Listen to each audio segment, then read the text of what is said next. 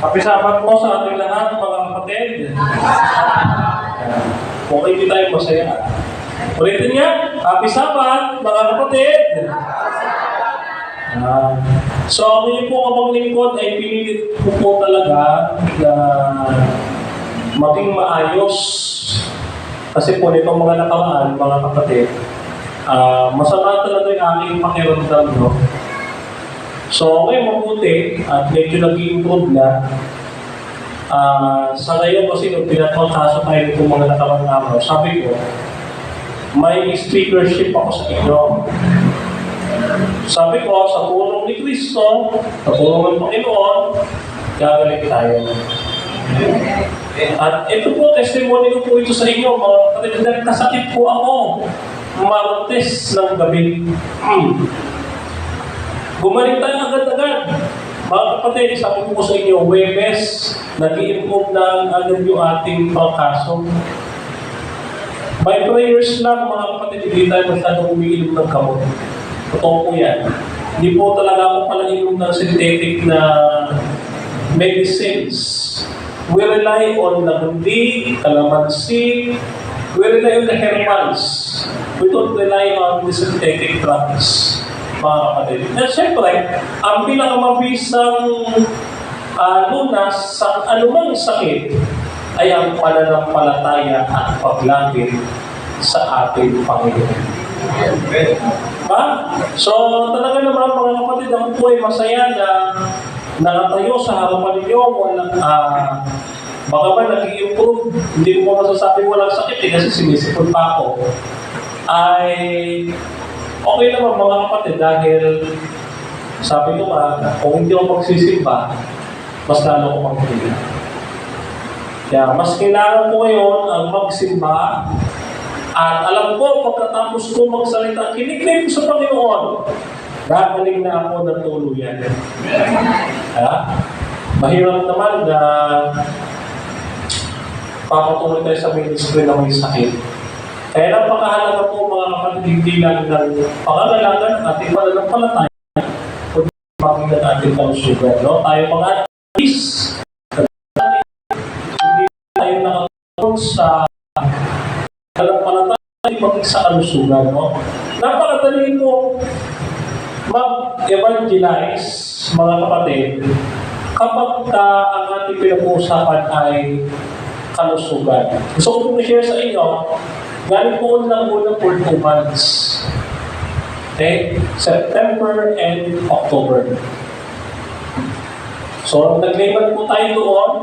At alam niyo, kung ilalalamotis mo doon, mga kapatid, nasa 80 kaluluwa ang nabautismuhan within 2 months, mga kapatid. Isa po doon ay pastor ng born again at isinama niya ang kanyang church members. Kung makilala niya si Jesus, sabi niya, Brother Denver, iba yung pangangaral mo sa pangangaral ng ibang lumapit sa akin. Lagi nilang sinasabi, meron ka sa amin, kami ang maligtas Umalit ka sa amin. Tayo umalit kayo sa amin. Mga makasalanan kami, iniligtas kami ni Jesus. Sa madaling salita, nandun yung pangangailangan natin kay Jesus. Hindi tayo nagmamalaki dahil wala tayong pagmamalaki sa Panginoon. At alam niyo, pinakamahalagang tanong ng isang tao, pag tinanong natin, ang isang tao ay ligtas na o hindi pa? Ano ang sagot ng karaniwang tao? Hindi pa.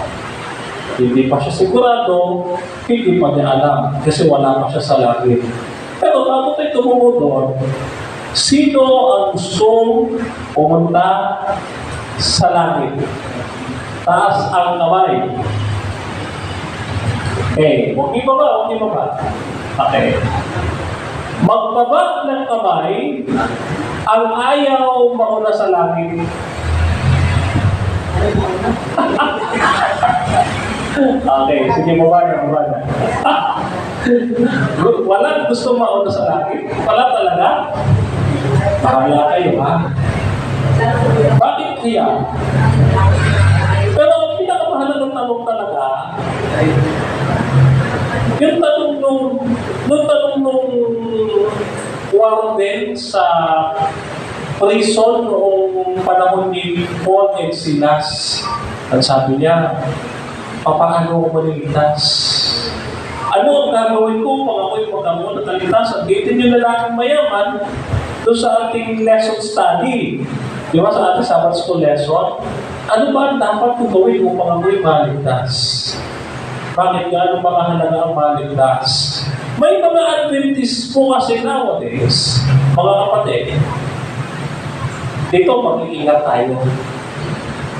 May mga Adventist po kasi, mga tao sa ating loob ng ating iglesia, ang seemingly nagpo-proclaim na tinatawag nating last generation theology. Mag-iingat kayo dito. Bakit? Ang claim ng grupong ito o ng individual na ito, kaya niyang sundin ang 10 utos sa kanyang sariling kakayahan. Madaling salita, para maligtas ka, sundin mo perpekto ang 10 utos. Sa madaling salita, nandoon sa pagsunod sa 10 utos ang kanyang kaligtasan. Bagaman totoo mga kapatid na ang kautusan ay walang kaugnayan sa kaligtasan, pero ang kautusan ay ating kaugnayan sa ating tagapagligtas. Kaya ano sabi? Kung ikaw ibig, sundin ninyo ang aking mga utos. John chapter 14, verse 15. Wala pong kaugnayan ng kaligtas sa kautusan sa kaligtasan. So, bakit paano kung ang isang tao, inaakala niya siya'y maliligtas dahil tumutupad lang siya sa kautusan? Ito po ay katulad lamang ng Pariseo na sumusunod sa kautusan pero hindi maliligtas. So, paano mo maliligtas? Ito pag-uusapan natin. Pero bago yan, ano sa Greek word ang kaligtasan?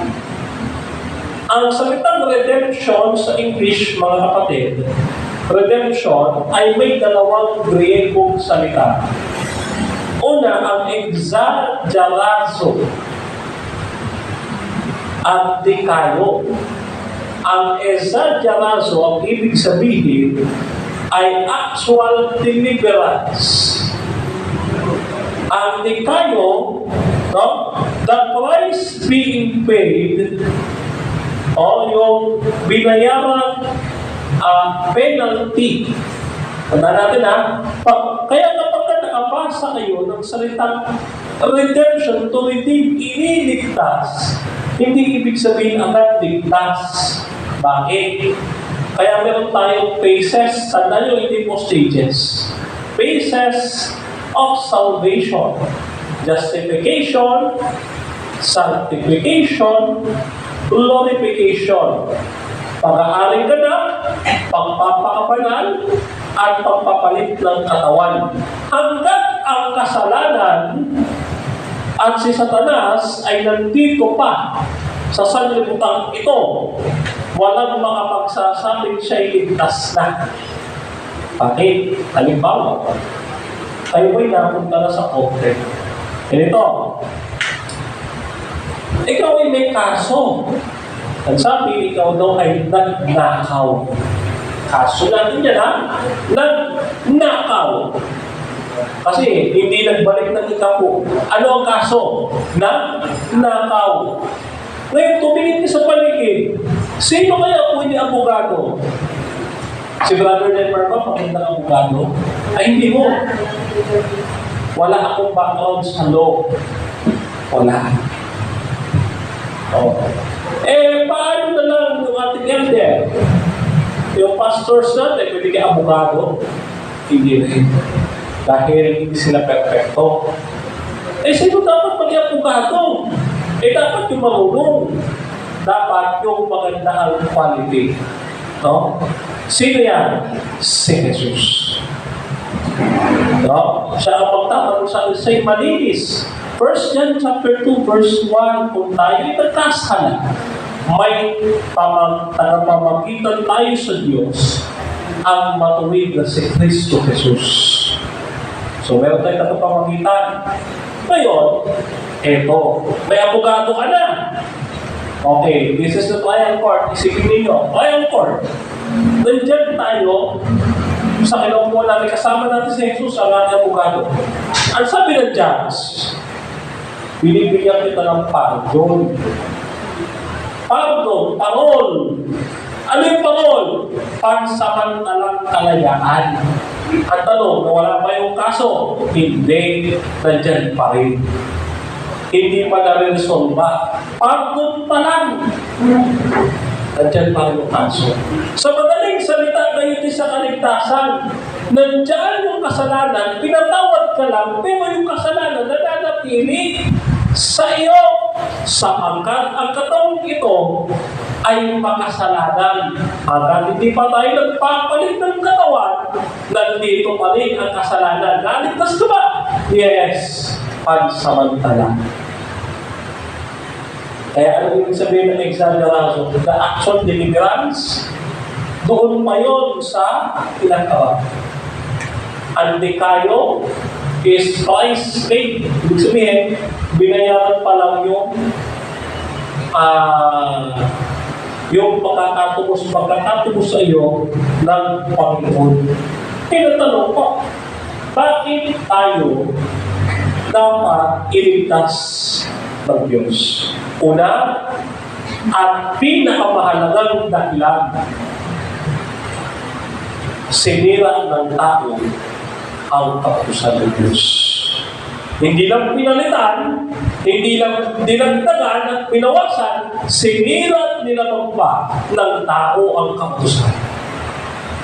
Hindi lang sa utos ang utos ng Diyos. Ang utos ng Diyos, ibigin mo ang Diyos. Pinakadakilang utos. Matthew chapter 22 verse 36 to 40. Ibigin mo ang Diyos at ibigin mo ang kapwa. Binali ng tao. Paano? Ang Greek word, mga kapatid, ng transgression, 1 John chapter 3 verse 4, ay nangangahulugan na elastic. Alam niyo elastic? Ang elastic, ito mga kapatid, yung bumabalikwas. Ganito ko. Ang kasalanan is more than sa paglabag sa kautusan. Baka ba nasusulat na ang kasalanan ay paglabag sa kautusan. Ang kasalanan ay higit sa paglabag sa kautusan. Ang paglabag sa kautusan, bunga na ng kasalanan. Ano po talaga yung kasalanan? Yung pagpilit natin sa ating sarili. Noong ang tao, sinabihan ng Diyos, huwag kang kakain nito. Huwag kang kakain ng baboy. Yung nagbaboy, kakain pa rin. Tingnan ninyo, nilinis na daw ang baboy. Kung nilinis na ang baboy, bakit baboy pa rin natawa? Doon ako nagtataka. Ano ang baboy? Pork sisig, baboy pa rin. Sinigang na baboy. Pork steak, baboy pa rin. Bakit baboy pa rin ang pangalan kung malinis na? Tapos kakainin na ng tao? Ibig sabihin, ang kasalanan, pagpili sa gusto mo at hindi sa gusto ng Diyos, yun ang kasalanan. Yung pag-ibig sa sarili, yun ang ginawa ni Satanas. Kaya kita ninyo, ano daw ang kasalanan? Kung ang kasalanan ay nag-i-exist na doon kay Lucifer, ano ba yung kasalanan ni Lucifer? May nilabag utos si Lucifer sa 10 utos? Wala. Ano ang nilabag ni Lucifer? Yung pag-ibig niya sa kanyang sarili. Kaya sabi doon sa Ezekiel, no, chapter 28, verse 14, nagandahan ka sa iyong sarili. O, ito ay nabighani sa iyong kagandahan na ikaw ay pinahirang kirubin, no? Na maraming bato, mga kristal, no? na iniluklok na pinakapinuno ng mga anghel. Ay nakakilala ng kasamaan. Nakakilala. Hindi kasalanan ng Diyos na naging Satanas, si Satanas. Hindi rin kasalanan ng Diyos na tayo ay nagkasala. Dahil pinili natin sa ating sarili ang magkasala. Kaya ang kasalanan ng unang tao, hindi pagkain, kundi pagpili at pag-ibig sa kapwa. Kaya ako, mga kapatid, yung sinasabi ng ating mga kabataan, kahit ako, kasi kabataan, kasi naman ako, 27 pa lang ako. Ano yung sinasabi natin kabataan? Love yourself. Huwag yung pamangkin yan. Bakit? Dalawang uri ng pag-ibig. Mahalin mo ang kapwa, mahalin mo yung sarili. Pag mahal mo yung sarili mo, pag-ibig, isa para siya. Mahal din yung sarili, nagbabalaki siya, nagmamagpuri siya. Pag-ibig mo yung kapwa, pag-ibig sa Diyos. Kaya you love yourself. That is not God's love, but that is Satan's love. Kaya you love yourself. Don't love yourself. Pagka minahal mo sobra ang iyong sarili, yan ay kasalanan. Kaya kung pagod ka ng mahalin ang iyong sarili, ako na lang mahalin mo. Dito ko lang. Okay? So, naisingin ko lang yun. Segue na natin. Anyway, mga kapatid, ano ba ang dahilan kung bakit ang tao kinakailangan ng kaligtasan? Sabi nito, man chooses to become the servant of sin. Romans chapter 6, verse 16 to 18. Ibig sabihin, pinili ng tao na magpakaalipin sa kasalanan. Ito ay aking sinasabi. Nagpakaalipin ang tao sa kasalanan. Pinili niya ang kanyang sarili. Ngayon ang tanong, sino ba ang pagliligtas sa ating sarili?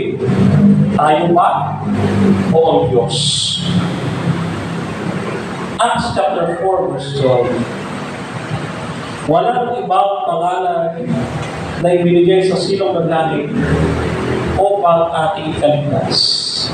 Ito ay sa pangalan ni Kristo. No? Sino magliligtas? Hindi lang si Kristo. Also, kasama nito ang God the Father. Wala natin, Holy Trinity ang ating lesson kanina. God the Father, Psalms chapter 111, verse 9, ang sabi, He has sent redemption unto His people. He had commanded His covenant forever. Holy and reverend His name. Then sa Psalms chapter 19, verse 14, let the words of my mouth and meditation of my heart be acceptable in His sight, O Jehovah my rock and my Redeemer. Ang Ama na nasa langit ay ang ating tagapagligtas. Wala namang tututol, di ba? Ang anak ay isinugo upang magligtas. Revelation chapter 5, verse 9. 1 Peter chapter 1, verse 18 to 19. Titus chapter 2, verse 14. No? At ang ating favorite verse, ano ba? For God so loved the world that He gave His only begotten Son, that whosoever believes in Him shall have eternal life at hindi magpe-perish. Sabi sa talata, no? So, yan ang ating favorite memory verse, pinakamadaling kabisabuhin. Ano ba yung sabi ng iba? I can do all things through Christ who strengthens me. Kasi naman madadaling verse eh. Kaso pinakalimutan sila.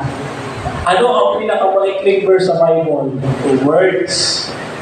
Jesus wept. Hindi na kabisado.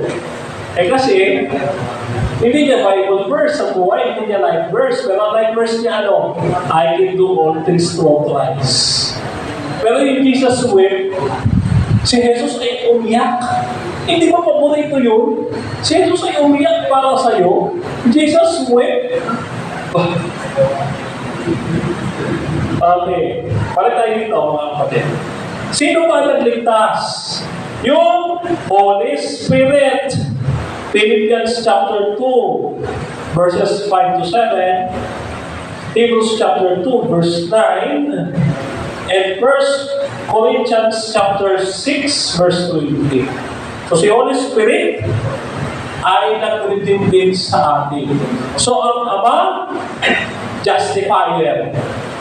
Ang Anak, sanctifier. Si Holy Spirit, glorifier. Kompleto ang basis of salvation. Justifier, ang Ama. Ang Anak ay sanctifier. Ang Holy Spirit ay glorifier. Now, ang tanong, bakit sinasabi natin na ang Diyos lamang ang makapagliligtas sa atin? Kasi po ang tao, hindi niya kayang iligtas ang kanyang sarili. So only through God's grace, gave His Son and made possible peace with God. Titus chapter 3 verse 5, Ephesians chapter 2 verse 8 to 9, and Hebrews chapter 9 verse 12, and Romans chapter 3 verse 23 to 26. So, tayo ang Panginoon Kristo lang ang makapag-deliver sa atin from darkness to light into the kingdom of the Father. So, si Jesus ang buhay, si Jesus ang katotohanan, at siya ang daan. Maliban na ang isang tao dumaan kay Jesus, ay hindi siya makaparoon sa Ama. Hindi po totoo yung sinasabi ng isang tao na nasa karami ngayon na sa akin kayo magpapapirma bago kayo dumaan sa Ama. Ang lakas pa ng loob, mga kapatid at tumakbo pang senador. Doon daw kayo sa kanya magpapapirma dahil siya ay appointed son of God. At hindi ay appointed son of God. No? Pero ang tao, balitan dito, ay walang abilidad na iligtas ang kanyang sarili.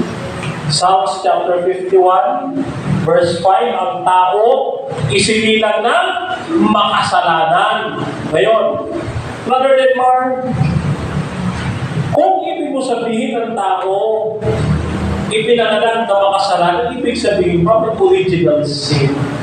No. Doktrina ng Roman Catholic yan. Ang sa atin, ang kinuha natin, is the original guilt. Dahil hindi ang kasalanan na kinuha natin, kundi ang sinful human nature ni Adan. Hindi yung kasalanan mismo ni Adan, kundi yung nature niya, mga kapatid. So, the unbiblical doctrine of original sin, that is unbiblical, no? So, hindi po natin dapat paniwalaan yung ganyan doctrine.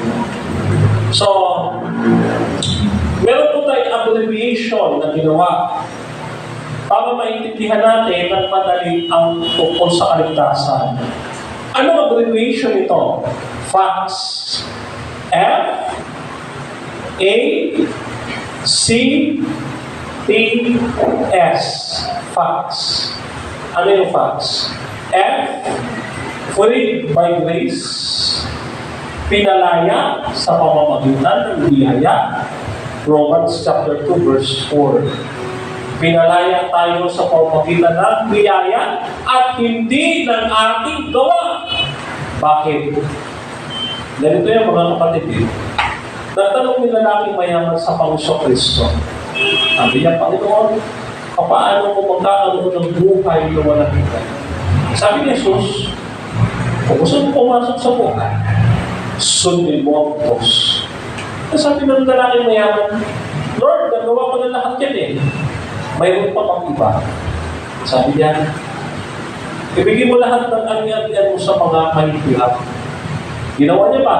Hindi. Sa madaling salita, ano pinakikita sa atin dito? Ang isang tao na gustong maligtas, hindi lang dapat sumunod sa kautusan. Tanda natin, iba po ang necessary sa important. Iba po ang necessary sa requirement. Ang requirement, sumusunod ka dahil kailangan, at ang necessary, sumusunod ka dahil gusto mo yung ginagawa mo. Halimbawa, pagka tayo may girlfriend and boyfriend, sinusunod mo ba yung boyfriend and girlfriend mo dahil takot kang ma-break? Hindi. Susunod ka sa kanya dahil mahal mo siya. Ganun din naman sa pag-aasawa. Ang lalaki, sinigasin, tigasain, tigahugas, tigalaban. Hindi naman sana, kumuha ka na lang ng yaya, hindi lang asawa. Ano? Patawa kayo. Nakarinig kasi kayo eh. Ang lalaki, tigasin. Pero, mga kapatid, di ba? Hindi tayo sumusunod sa ating mga partner dahil takot tayo kundi dahil mahal natin. Diba?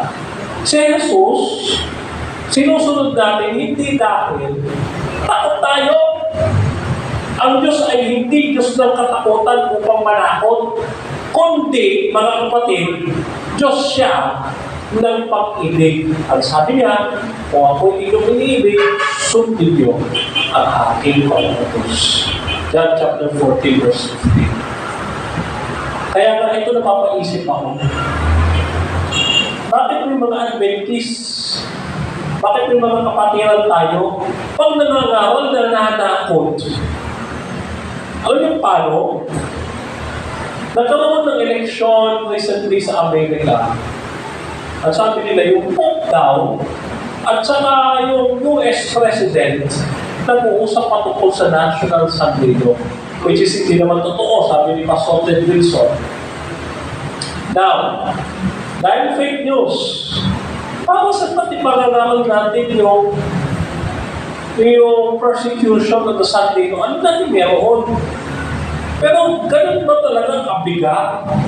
Yung National Sanggunido na kapag ka na lamang Adventist ka, hahabulin ka ng itak. Ano ba yun? Dito yan. In the reigniting of the church and state, ang sabi ni Ellen White, i-imprison ka, ipapatulog ka, yung persecution ay iipilin ka, hanggang sa matayan ka, by execution, ipapapatay ka. Kasi they are trying to ibalik yung death penalty. Yung death penalty is either by hanging or by electric chair. Hindi ho ito yung persecution na akala natin papatayin tayo agad.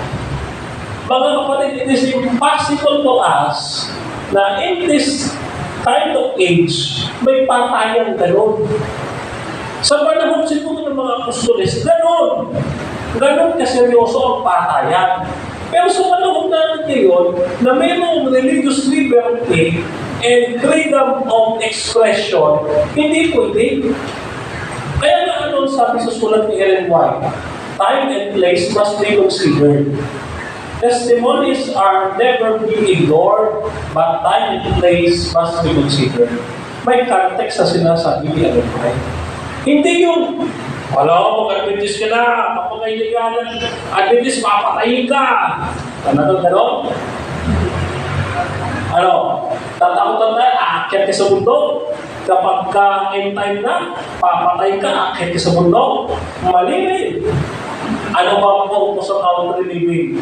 Para yung nature makahinga sa pollution. Para tayo, hindi tayo masyadong magastos. Ang concern ni Ellen White is economical and environmental. Not about persecution. Marami na pagkakamali. Kaya minsan, pag magbabasa tayo, let us take into the context. Hindi yung mag-evangelize tayo, mananakot tayo, nandiyan na yung National Sunday Law. Pagtago na kayo, magpapatayan na. Ganun ba Diyos natin? Pag mag-evangelize, mananakot, ito na, patayan na.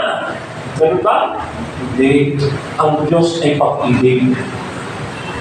Lagi mo tatanda.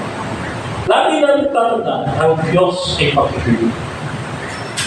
Ano ang katunayan ng Diyos ay pag-ibig? Letter A sa facts, atonement for all. John chapter 1 verse 29. Ano ay nasa ating Sabbath School lesson? Si Jesus ay kordero ng Diyos. Bilang dating seminarista, magbibigyan ko kayo, takantahin natin. Sabi doon, kordero ng Diyos na nag-aalis ng mga kasalanan ng sanlibutan. Maawakan, kordero. Sabi, di ba? Ngayon, sabi doon, si Jesus ay kordero ng Diyos, hindi tagapagligtas ng ilan lamang. Pero kapag sinabing ilan, lahat ba maliligtas? Hindi. Hindi po kasi sinabing lahat, lahat yan. Okay, punta natin. John chapter 3 verse 16, balikan na ulit natin. For God so loved the world that He gave His only begotten Son. For whosoever, sino man, hindi niya sinabing lahat ng sumasampalataya. Ang sabi niya, sino man. Bakit? May sumasampalataya, hindi naman sumusunod. Sino yun? Moses. Ligtas na ako. Nananampalataya kay Jesus. Ligtas na ako. Pwede na tayo lumabag sa 10 utos. O kahit na pumatay, pwede na. Moses. Once saved, always saved. Ligtas na minsan, ligtas na parati kahit tumabag sa utusan. Alam niyo masasabi ko? Ito reaksyon. Wow. Grabe. So ano ba? Hebrews chapter 2 verse 9. But by the grace of God, He should taste of death for every man. Bawat tao. Hindi sinabi lahat ng tao. No? Ano ba? Revelation chapter 22 verse 17. And the Spirit and the bride say, Come, and let him that heareth say, Come, and let him that is athirst come, and whosoever will, let him take the water of life freely. Sino? Whosoever will. Kung sino man ang uminom sa tubig na buhay, hindi sinabing lahat, ang sabi kung sino man, no? Acts chapter 10 verse 34 to 35, and Peter opened his mouth and said, no? Of a truth I perceive that God is no respecter of persons, but in every nation is that feareth Him, working righteousness inacceptable to Him. Every nation, bawat nasyon o bawat bansa. No? So, hindi lahat ng tao, bagaman ang kaligtasan ay para sa lahat, pero hindi para din sa lahat. Ang Sabat ay para sa lahat ng tao. Tanong, yung Katoliko ba nagsasama? Hindi. Sunday yun. So, sabi natin, ang Sabat para sa lahat ng tao. Hindi sila nagsasama. Exception? No. Pag sinabi kasi lahat, hindi lahat. Okay, isa pa. Isaiah chapter 66, verse 22-24. Ang lahat ng tao paruroon sa akin upang sumamba sa harapan ko. Tanong, lahat ba ng tao pupunta sa langit? Kung pupunta sa langit, huwag na tayo magsimba. Ganda pala, lahat pala tayo pupunta sa langit. Wala pa lang mapapahabang. Pero saan pa to? Okay.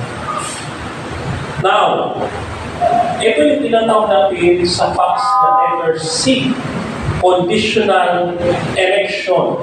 1 Timothy chapter 4 verse 10, Matthew chapter 11 verse 28, 1 Peter chapter 1 verses 1 to 2, and Romans chapter 5 verse 1 and 2. When you say conditional election, ikaw ay conditional na pinipili ng Diyos. Hindi ka paligtas, kondisyon na lang. Kondisyon, may kondisyon. Ano kondisyon? John chapter 15, kung kayo'y manatili sa akin, kung kayo'y manatili sa akin, kayo'y maliligtas. Kung hindi kayo manatili sa akin, wala kayong magagawa. Paano yung Osas rather than Mark? Yun nga ang problema. Yung Osas, they say, mga kapatid, na ang pananampalataya, hindi na magbabackslide. Hindi. Ano sabi? Verse 2, ang bawat sanga na sa akin ay nagbubunga, o yung hindi nagbubunga, bawat sanga sa akin ay hindi nagbubunga, iniaalis ng Ama. O ibang paalisin. Uligtas na. 2 Corinthians chapter 5 verse 21, ang kinamumuunan ng anak ay kinamumuunan ng buhay. Kung nagbuka na kay Kristo, tinanggal ka pa, ligtas ka na ba? Yes. Tinanggal ka, hindi na. Kaya yung ligtas, pwede pang hindi magiligtas. So, hindi ibig sabihin once and always. So, ang tao, total depravity, mga kapatid, wala siyang magagawa sa kanyang sarili. Ecclesiastes chapter 7, verse 20, walang taong matuwid. Walang taong matuwid na naglalakad sa lupa. Lahat makasalanan. Romans chapter 5, verse 12. And letter S, security in Christ. John chapter 15, verse 5, and 1 Corinthians chapter 7, verse 24. Kapag tayo ay nais nating maligtas, dapat pinananatiling natin sa ating sarili kay Kristo. Dahil ang kaligtasan sa pamamagitan ni Kristo, kay Kristo, at sa tulong ni Kristo. Yan. Kapag may nusunod sa utusan, kaya mong perfectohin ang utusan sa tulong ni Kristo. Okay? Ngayon, so, ang tao, mga kapatid, tandaan natin, bago tayo magbukod, ano yung facts? Ito F, free by grace. A, atonement for all. C, conditional election. Letter D, total depravity. Letter S, security in Christ. Yan ang Adventist salvation facts, mga kapatid. Okay? So, ngayon, bago tayo magpupon, ang ating kaligtasan ay nakalilo. Dalawa, na kay Kristo at nasa akin. Una, sabi dito sa Romans chapter 3, verse 24, redemption in Christ, no? Redemption in the blood of Christ or redemption in Christ. Depende sa gagamitin yung translation, no? One is redeemed when he gets into Christ. Kung siya ay na kay Kristo. Kaya nga sabi ng Panginoon, kung kayo'y iwalay sa akin, kayo'y walang nagagawa. Kaya napakaganda ng talata eh. Ano sabi? Lahat ng bagay ay aking magagawa sa pamamagitan ni Kristo. Kaya kung kayo'y nanonood at umutuhay sa akin, mga kapatid, may nakausap tayong Baptist. Isang persecutor ng ating iglesia para ng pangalay. Sabi niya, Brother Edmar, kayo ba'y sumusunod sa utos ng Diyos? Yes or no? Sabi ko, yes, sa tulong ni Kristo. Next question. Tanong mo rin siya, Brother Edmar, ibig sabihin, kung sumusunod na kayo sa utos, hindi na kayo nagkakasala. Sabi ko, yes, sa tulong ni Kristo. Alam nyo, yung ating kausap na inis, sabi niya, hindi naman si Kristo tinatanong mo, ikaw mismo personal mo. Ay, yun nga eh. Si Jesus ang naging katwiran para sa akin. Alam ng Diyos na hindi ko kayang sundin at kautusan. Oh. Alam ng Diyos, pero sa tulong ni Kristo, kaya natin sundin at kautusan. Because He is the righteousness of God. Nag-substitute siya para sa atin. Oh. Paano tulong ni Kristo? It's either pinapasal niya ni Kristo, kinahawakan ka ni Kristo, inaalalayan ka ni Kristo, o kaya si Kristo yung nasa unahan, hawak-hawak ka sa tulong ni Kristo. Okay? So, hindi natin tinataas yung ating sarili kasi wala naman talaga tayong magagawa liban ng isang tao. Siya ay nakikis. Kaya tinanong ako, may mga churches na nagtatanong sa akin, Brother Neymar, ano mo ang message niyo dala sa aming iglesia? Ang dami pa ang kailangan eh. May stewardship, may about family, may about doctrine, may about spirituality. Ano na sagot ko? Isa lang. Isa lang ang kailangan ng tao. Wala ng iba. Si Jesus. Si Jesus po ang dala ko message. Wala kapatid. Ang ating kaligtasan hindi lang nakatuon kay Jesus, kundi maging sa atin. May pagpili tayong gagawin. Revelation chapter 22 verse 17 and Acts chapter 10 verse 34 to 35. Balikan natin ito, no? And the Spirit and the bride say, Come, and let him hear that heareth say, Come, and let him that is athirst come. And whosoever will, let him take the water of life freely. Acts chapter 10, ang sabi niya, and Peter opened his mouth and said, Of my oath I perceive that God is respecter of persons. But in every nation, to that feareth him and worketh righteousness is acceptable to him. Mga kapatid, if we don't share the hope of the redeemed, it won't be because God didn't include us in His promises, but we didn't obey Him. Tandaan natin, hindi natin dapat sisihin ng Diyos, Lord, bakit hindi ako naligtas? Bakit hindi ako napunta sa langit? Bakit hindi mo ako nakasama? Bakit walang buhay na walang agad? It's just not just because of God, but it's just because pinili natin. Kaya ngayon, mga kapatid, no? Diba?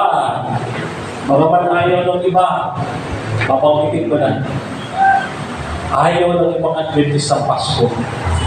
Siguro, walang ninong. Kaya ayaw. No? So, ngayon papasko. Isa lang ang magandang bigyan. Si Kristo. Ngayong magpapasko, we don't celebrate. Hindi naman natin birthday eh. Si Kristo may birthday. Ano ba gawin natin? To worship the King. Just like the 3 wise men go to the Bethlehem at they worship the King. Mga kapatid. So, ang pagpili natin, laging kay Kristo. Kaya nung ako ay naghahanap ng girlfriend, ano sabi ko? Hinihintay ko yung babae na ang kaisipan ay tulad ng akin. Mas mahal ko ang Diyos kaysa sa boyfriend ko ito. Kapag ang boyfriend mo, mahal na mahal ka at mahal na mahal din ang Diyos, iwanan mo yan. Ibig sabihin, no, hindi niya alam priority niya sa buhay. Pero kung ang lalaki sa sabihin niya, mas mahal ko ang Diyos kaysa sa iyo, dapat matuwa ka. Dahil, mas priority niya maglingkod sa Diyos. Kahit na ano pa mangyari, mas mahalaga sa kanya ang Diyos. No? So, be thankful kung may ganyan tayong partner. No? Ako, naghahanap pa eh. So, sa tulong ni Kristo, makakahanap din. Okay? So, pinakahuli mga kapatid, ito pinakahuli natin. Gusto kong basahin ito.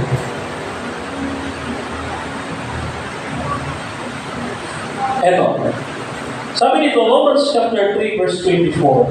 Being justified freely by His grace through the redemption that in Christ alone. We cannot vindicate God. We cannot say that God is good, God is right, judge, or makatwiran ng Diyos sa kanyang paghatol. Hindi natin kaya patunayan yun. No? Diyos siya. Hindi niya tayo kailangan. Tayo ang naman kailangan sa Diyos. Tayo ang naman kailangan sa Diyos. So, hindi nagbigay ang Diyos ng kautusan na hindi natin kaya sundin. Nilitaw niya, totoo yung sinasabi ni Satanas, o yan ang Diyos ko hindi patas. Nagbigay ng kautusan na hindi mo kaya sundin. Pero through Christ, pinatutunayan sa atin ng Diyos, kaya natin makasunod sa kalooban ng Ama. Kaya natin makasunod sa Diyos sa tulong ni Kristo. And that is what we call vindication of God's character. The vindication of God's character is not upon us, but depends on Christ, not on us. Lagi mga kapatid, looking in the sight of Jesus, our perfecter of faith. Laging nakatuon ang ating paningin kay Jesus, hindi sa kung anuman. Kasi kung ang tinitignan lang natin ay yung kasalukuyan, masarap ng buhay na ito, maganda yung buhay natin ngayon, sa totoo lang, hindi yun. Ako, gusto ko lang umuwi. Sabi nila, may Sunday no na, sige. Sabi ko, sige, magkaroon na ng Sunday no, na mag-uwi na kami. Ako, gusto mo eh. Sige, may Sunday no na, sige, na mag-uwi na kami. Hindi natin ito tahanan mga kapatid. Kaya mayroon tayong pagpipili ngayong araw. Ating sarili, o ang Diyos. Saan tayo naglilingkod? Sa ating sarili o sa Diyos? Pagka tayo, hindi natin kayang sumunod sa tulong ng Panginoon, susunod tayo. Halimbawa, bakit ang isang Adventist na relate sa Sabat? nagtulog, naliligo. Huwag mo na gawin lahat ng yan. Kung malilig ka at masisira ang kabanalan ng sawa. Mas maganda pa nga, hindi ka na magtutot, huwag ka na maligo. Ginawa ko na po yan.